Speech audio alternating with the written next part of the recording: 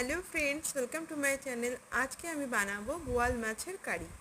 তো এর জন্য আমি বোয়াল মাছটাকে প্রথমে নুন, হলুদ আর একটু সর্ষের তেল মাখিয়ে ভেজে তুলে রাখবো।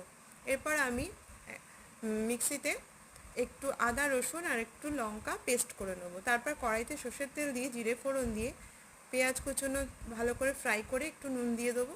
তারপর আমি পেস্ট করা মশলাটাকে ঢেলে দেবো। তারপর এর মধ্যে নুন আর হলুদ আর জিরে মিশিয়ে ভালো করে এটাকে কষিয়ে নেব। ভালো মতো কষে গেলে একটুখানি চিনি এতে অ্যাড করব যাতে কালারটা ভালো আসে। তারপর এতে একটু জল দিয়ে দেবো। ভালো করে ঝোলটা ফুটে উঠলে তারপর আমার ভাজা মাছগুলো এর মধ্যে দিয়ে দেবো, দিয়ে একটুখানি কুক করব। তারপর আমি সর্ষেটা যে বেটে রেখেছিলাম ওটা এর মধ্যে দিয়ে দেবো, দিয়ে একটুখানি আবার ফুটতে দেবো। তারপর আমি এর মধ্যে গরম মশলা দেবো, নুনটা নিজেদের স্বাদ অনুসারে দেবেন। তারপর এর মধ্যে একটু ধনে পাতা উপর থেকে ছড়িয়ে দেবো, ব্যাস রেডি হয়ে গেল আমার বোয়াল মাছ